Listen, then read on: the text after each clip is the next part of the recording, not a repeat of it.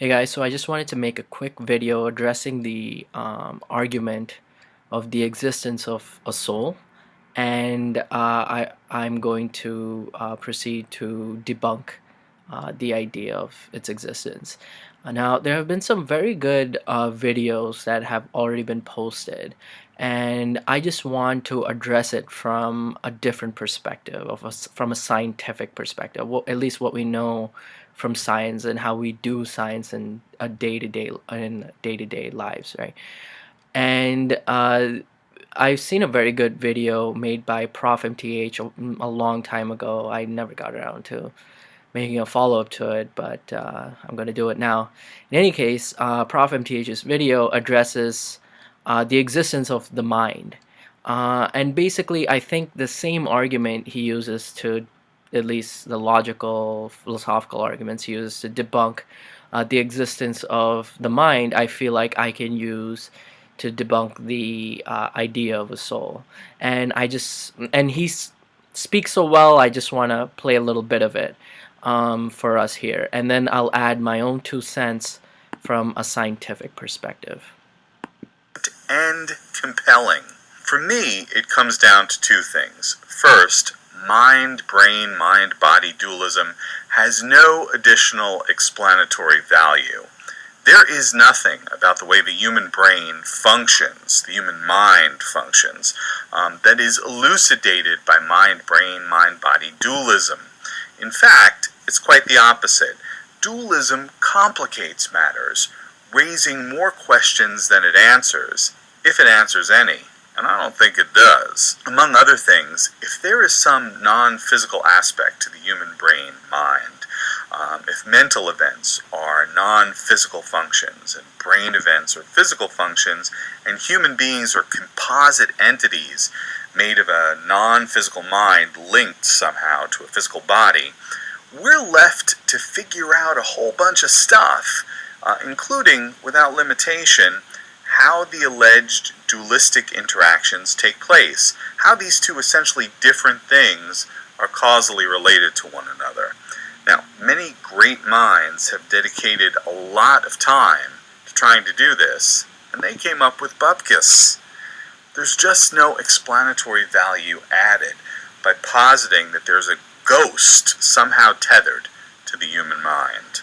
Second, ultimately, talk about a non-physical mind is, in my humble opinion, incoherent. This is what Lego Desi and I were knocking around in text comments when I asked him, what is a non-physical substance? He offered the following, quote, in the context of non-physical minds, a non-physical substance can't be divided or broken down into smaller entities, indivisible. It's one unity and is a wholly simple being which, in addition to appearing to lack certain physical properties like mass or size, it's similar to propositions in that way, can interact with the physical world by influencing and being influenced by our brain. So it's not physical, it's indivisible, it's simple, and it's capable of interaction with the physical. But what is it?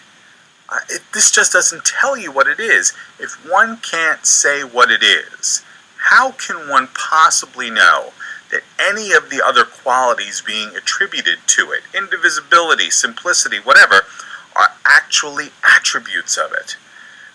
So I feel like that's a pretty good summary from a logical perspective. Now I want to add a little bit of a scientific perspective. It's not truly scientific. I'm not disproving the existence of a mind here, or disproving the existence of the soul here.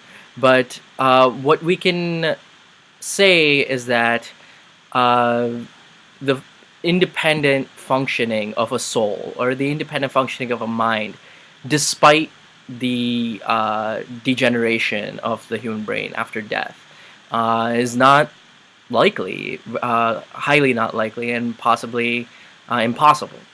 And the way you can describe this is to look at how we talk about pathways in, say, in any aspect of biology, but especially genetics or neuroscience even. Let's take a look at how we know that our eyes are required for vision. Well, it's pretty easy. If you remove your eyes, right, somehow, in an accident, whatever, if you're not born without your eyes, you cannot see, right? The same way, how do we know that the occipital lobe in the back of our heads is required for vision? Well, if you have an accident there, and you have some damage to the occipital lobe, you cannot see. So now what we can conclude from this is that even if a soul does exist, right, independently of our brains, if it doesn't have access to our eyes or access to our occipital lobe, it won't be able to see, right? Because if it's connected to our brains right now and it cannot see without our eyes or our occipital lobe, then how can it see when it's completely disconnected from our brains after our death, right? The eyes are required to see the occipital lobe is required to see all the pathways that are important for movement or orientation of space or color. All of these things come from our brain, come from our eyes, come from matter that we can remove in experiments and see if the function still carries. And we can see that the function does not. So these pieces of our brain are required for this particular pathway, right? So this is how we do neuroscience. This is how we do genetics, right?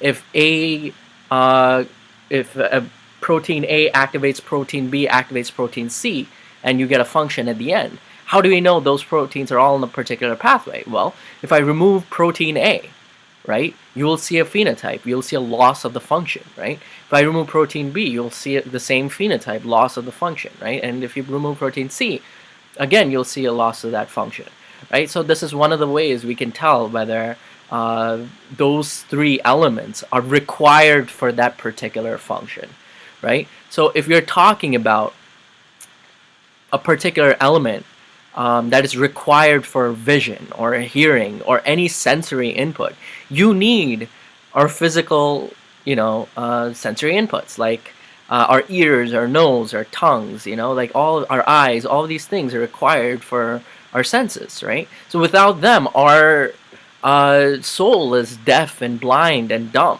right?